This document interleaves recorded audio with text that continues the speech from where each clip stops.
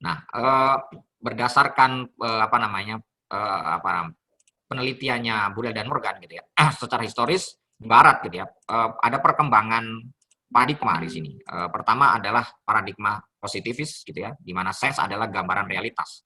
Realitas berjalan sesuai dengan hukum alam. Jadi apa yang ditangkap oleh teori-teori itu ya begitulah alam. Jadi alam itu sains itu menggambarkan apa adanya seperti sebagaimana misalnya fisika menjelaskan itu, bagaimana biologi menjelaskan itu. Tidak ada tafsir lain yang lebih pas bagaimana kecuali sains gitu ya, kira-kira begitu. Kemudian di abad setelahnya gitu, di periode setelahnya paradigma positivis itu dipersoalkan gitu karena paradigma positivis ini kan sangat bergantung kepada apa yang disebut ilmiah dan tidak ilmiah, itu bergantung kepada apakah dia observable, measurable, testable, dan repeatable gitu ya. Apakah dia bisa diobservasi, diuji, diulangi, dan juga diukur gitu, maksudnya secara empiris. Nah, itu tidak dipersoalkan oleh paradigma lain, yaitu paradigma interpretif gitu, bahwa sebetulnya realitas itu adalah yang dapat dikonstruksi oleh individu yang terlibat dalam situasi tertentu. Artinya memang peran sentral ilmuwan atau subjek itu mempengaruhi sebenarnya hasil atau kesimpulan dari suatu postulat atau suatu teori-teori gitu ya. Nah, jadi tidak hanya sekedar menggambarkan interpretasi setiap subjek gitu. Kemudian paradigma kritis, realitas adalah suatu struktur kuasa. Ya, ini sebetulnya dimulai juga dan juga dimotori oleh Max Frankfurt ya, misalnya salah satunya. Adalah suatu struktur kuasa yang di dalamnya tertanam ideologi tertentu. Ideologi ini cenderung melakukan negasi dan generalisasi. Artinya, menurut paradigma kritis, realitas itu tidak apa adanya. Kalau dalam bahasa yang sering dipakai, realitas itu tidak pernah telanjang. Dia selalu punya pakaian-pakaian, punya atribut-atribut, dan itu sangat ideologis di sana. Nah, makanya seorang ilmuwan itu harus mampu melakukan suatu kritik begitu ya terhadap realitas yang seolah-olah apa adanya, padahal itu ada apanya, bukan apa adanya. Kemudian paradigma postmodern ini tentu abad ke-20 sampai 21. Realitas adalah proses yang menjadi, yang berlangsung terus-menerus. Jadi di sini kalau tiga paradigma sebelumnya itu masih meyakini suatu hakikat gitu ya untuk mencari sesuatu, paradigma postmodernis ini tidak meyakini sesuatu. Ya, nah, ini kalau kita pakai empat modelnya Burel dan Morgan dan Burel itu kita bisa seperti ini gitu ya. Jadi paradigma positivis itu secara ontologis realitas adalah salah satu di luar subjek yang terindra dan tidak ada realitas di luar dunia pengalaman gitu. Jadi kalau ada realitas di dunia pengalaman itu ya mitos bisa jadi gitu. Makanya agama tidak masuk wacana di dalam paradigma itu. Kemudian secara epistemologis realitas hanya dapat dicapai dan dipahami melalui pengalaman empiris dan penalaran induktif gitu ya. Hanya itu kita bisa mencapai, karena kalau selain itu akan sulit gitu ya, untuk dicapai. Kemudian secara aksiologis tidak ada hubungan antara realitas dan manusia. Artinya realitas yang dikonstruksi oleh sains itu tidak punya kaitan dengan keyakinan si ilmuwan itu gitu. Dia orang ateis, orang beriman itu sama aja sebetulnya. Kemudian secara metodologis ya seperti yang saya sebutkan tadi, realitas dapat dicapai dan dipahami dengan cara mengamati, mengulangi, mengukur dan mengujinya gitu ya. Jadi observable, repeatable, measurable dan testable. Kayak gitu. Kemudian dalam paradigma interpretif secara ontologis realitas bersifat sosial karena itu selalu menghasilkan yang positif tadi, melihat realitas seperti tunggal begitu ya yang hanya bisa ditafsirkan oleh sains begitu. Menurut paradigma interpretif enggak juga gitu. Realitas itu majemuk, artinya tergantung siapa yang menginterpretasi gitu ya. Realitas merupakan seperangkat bangunan yang kokoh dan menyeluruh serta mempunyai makna yang sifat kontekstual dan dialektis gitu. Artinya katakanlah apa yang dianggap baik atau benar itu ya tergantung gitu ya. Dia bersifat kontekstual dan dia itu tidak betul-betul satu gitu. Dia bersifat dialektis. Dia bisa berubah dengan perkembangan suatu teori atau perkembangan suatu fenomena. Nah, secara epistemologi realitas dapat dicapai dan dipahami melalui pengalaman empiris dan hubungan rasional interaktif antara subjek dan objek kajian gitu ya. Jadi tidak bisa hanya sekedar objek dengan model induktif gitu ya, seperti yang paradigma ya persoalan-persoalan empirik, kemudian mereka membuat suatu generalisasi dari pengalaman-pengalaman itu, kemudian itulah kebenaran katakan gitu. Nggak bisa begitu, karena sebetulnya realitas itu relasional hubungannya, relasional interaktif antara subjek dan objek.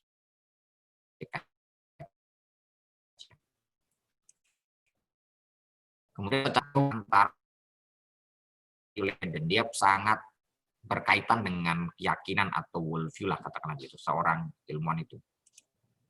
Secara metodologi, realitas dapat dicapai dan dipahami dengan cara mengamati, memahami, dan menafsirkannya sesuai dengan apa yang diterapkan ditangkap subjek. Jadi kebenaran relatif ya, karena subjek ini punya hukum realitas begitu ya.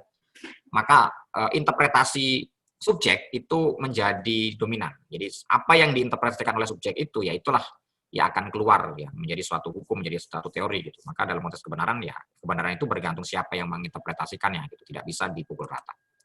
Kemudian dalam paradigma kritis gitu ya. Secara logi, realitas merujuk ada realisme historis, yaitu realitas yang teramati, adalah semu dan terbentuk oleh proses sejarah dan kekuatan sosial, budaya, ekonomi publik, gitu ya. Maksudnya, yang teramati adalah semu itu maksudnya bahwa apa yang dianggap itu apa adanya, itu sebenarnya tidak selalu begitu. Itu selalu ada apanya, kayak gitu. Makanya, realitas itu pada kenyataannya ini berangkat juga karena dari tesnya Marx ya. Paradigma kritis itu dibangun oleh masa Frankfurt yang disebut juga neo-Marxis. Artinya meskipun dia memiliki suatu kajian kritis atas pemikiran Marx, tetap berada dalam harmoni tetapi dalam situasi konflik dan pergulatan sosial. Jadi karena realitas itu merujuk kepada realisme historis gitu ya. Memang pada kenyataannya realitas itu tidak terbentuk dengan apa namanya? Dengan harmoni-harmoni gitu ya. Berbeda dengan apa yang diklaim oleh para positivis yang memang berangkat dari ilmu-ilmu kealaman gitu. Realitas itu selalu mengalami suatu pertentangan ya, atau kalau dalam Marx itu pertentangan kelas gitu ya. Yang itulah yang menjadikan sejarah itu berjalan gitu. Maka secara ontologis tidak diakui gitu ya bahwa realitas itu selalu datang apa adanya. Dia selalu datang dengan berbagai macam atribut. Nah, oleh karena itu realitas dapat dicapai dan dipahami melalui hubungan intersubjektif antara subjek dan objek yang dijembatani oleh nilai tertentu gitu ya. Nilai merujuk pada usaha emansipatoris. Jadi untuk memahami realitas itu harus ada hubungan intersubjektif. Ya, hubungan intersubjektif itu adalah hubungan yang intim begitu ya antara si peneliti dengan objek yang diteliti gitu. Nah, di dalam melakukan penelitian itu harus menghasilkan nilai yang diperjuangkan adalah nilai yang emansipatoris. Jadi tidak terbelenggu kepada suatu grand narasi tertentu.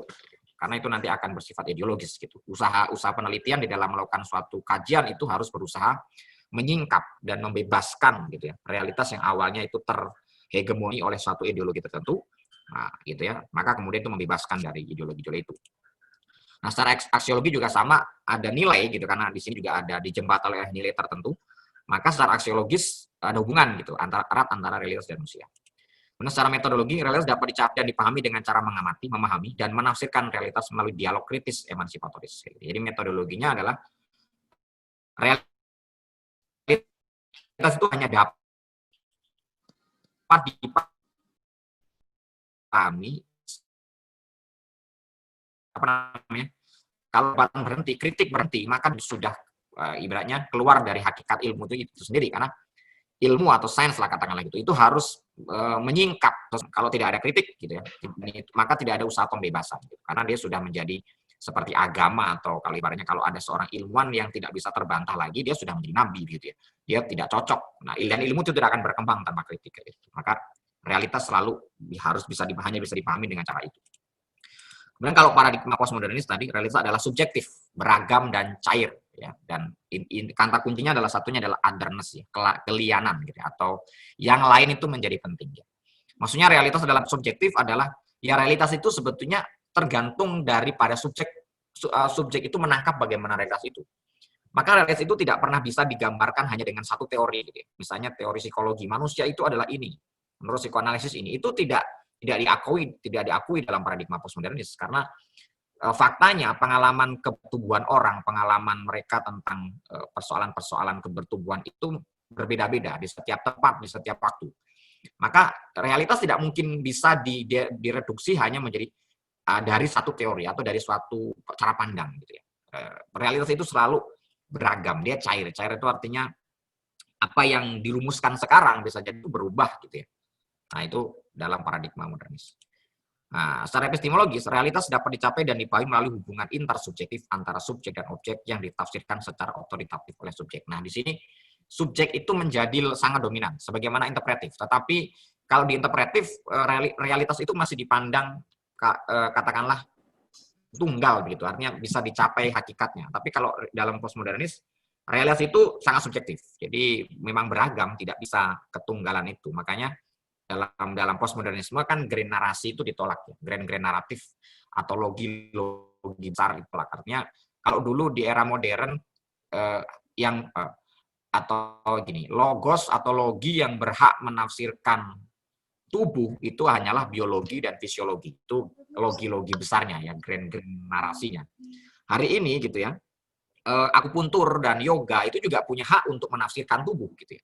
Bahwa misalnya tubuh itu punya titik-titik meridian kayak gitu. Tubuh itu ada cakranya. Itu sah saja dan ilmiah saja. Kalau dulu mungkin sebelum paradigma postmodernis itu muncul akan ditertawakan, masa tubuh itu punya cakra gitu ya. Nggak ada itu. Tubuh itu ya berkaitan dengan apa namanya gen-gen, berkaitan dengan struktur-struktur biologis, dia tidak memiliki cakra itu ya gitu. Nah, di dalam paradigma postmodernis itu diakui gitu, karena realitas itu sebetulnya ditafsirkan oleh subjek, dan itu sangat bisa otoritas subjek untuk menafsirkan realitas itu, asalkan dia punya semacam nalar dan metodologi yang bisa dipertanggungjawabkan, ya itu bisa diterima saja. Nah, secara aksiologis juga sama, tetap akan ada nilai gitu, karena sangat subjektif. Tentu nilai subjek itu artinya nilai yang dipegang oleh subjek, entah itu keyakinan, entah itu suatu ajaran, itu pasti akan mempengaruhi hasil suatu kajian.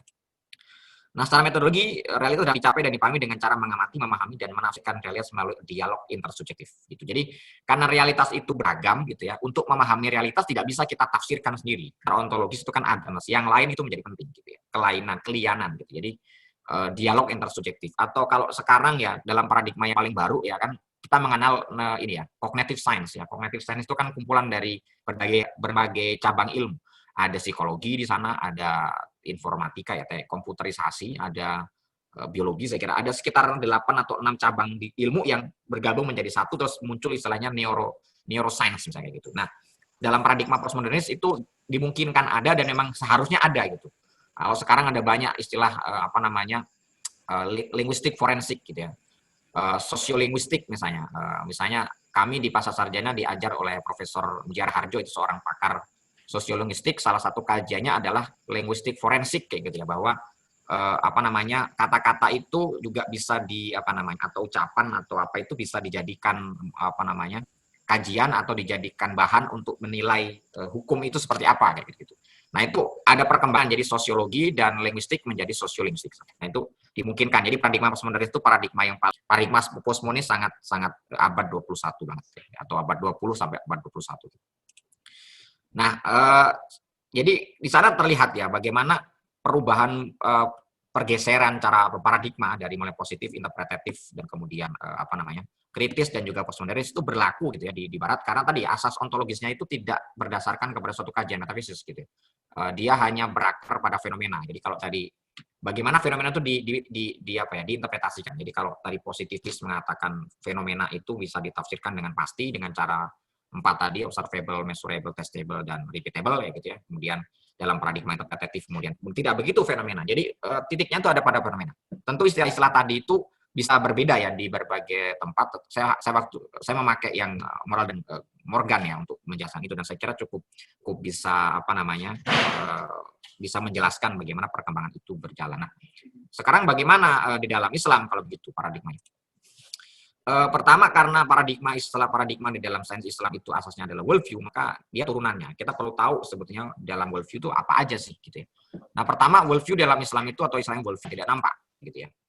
Nah, konsekuensi dari yang pertama itu, maka worldview dalam Islam itu, worldview itu berjadikan pada metode berpikir yang integral dan tauhidik. Jadi kita tidak menafikan hal-hal yang non empiris gitu ya. Jadi hal yang empiris itu bisa terima gitu ya. Kemudian yang penting di sini adalah selain worldview bersumberkan pada wahyu yang diperkuat oleh agama dan didukung oleh prinsip akal dan intuisi gitu. Jadi wahyu itu menjadi sentrum gitu ya. Yang diperkuat adalah penguat saja gitu ya. Dia penting tapi tidak menjadi sentrum.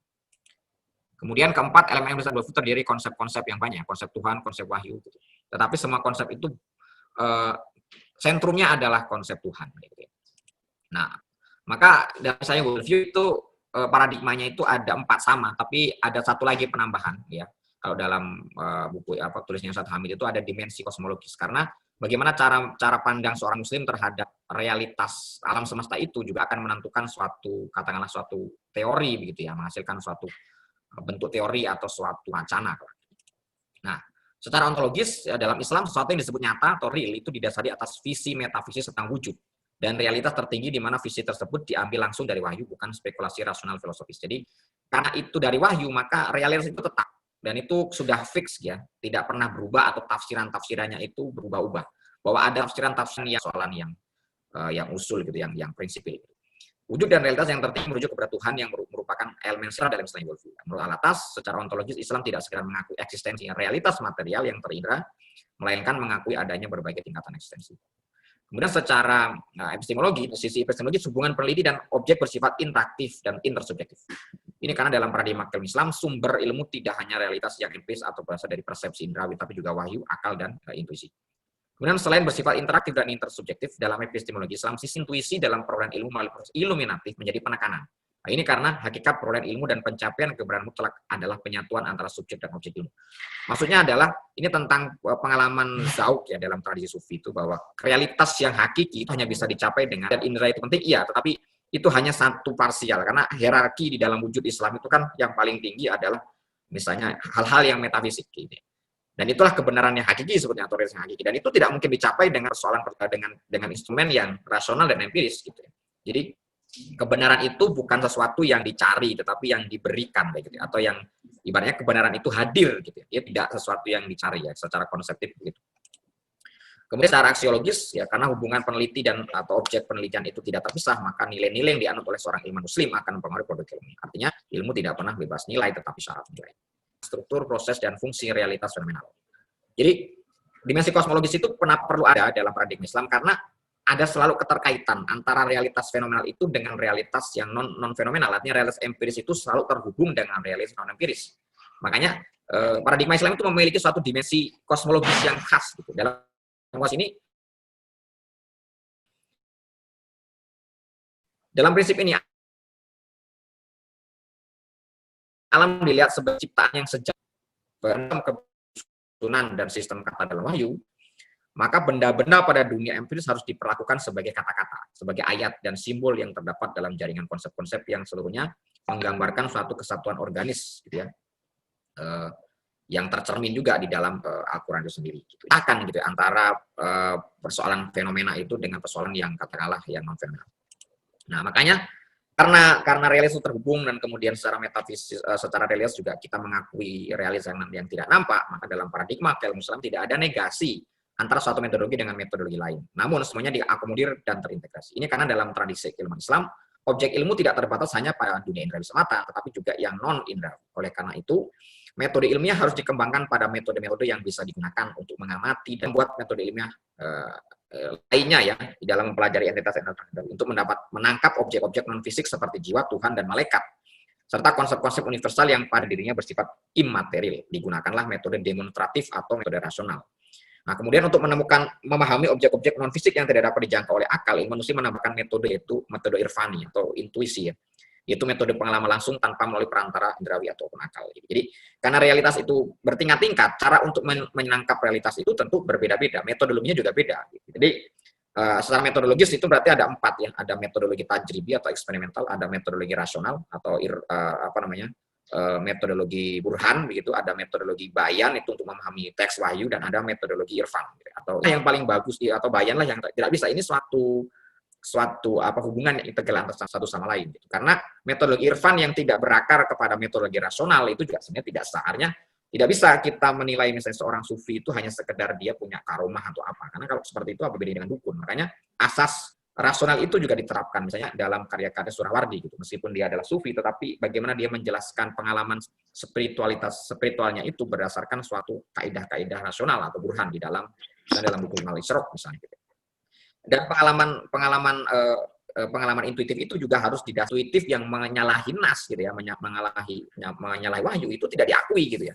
Makanya metodologi bayan, burhan, irfan, dan tajribi itu tidak bisa dipisahkan di dalam visi intelektual. Itu karena menguatkan satu sama lain.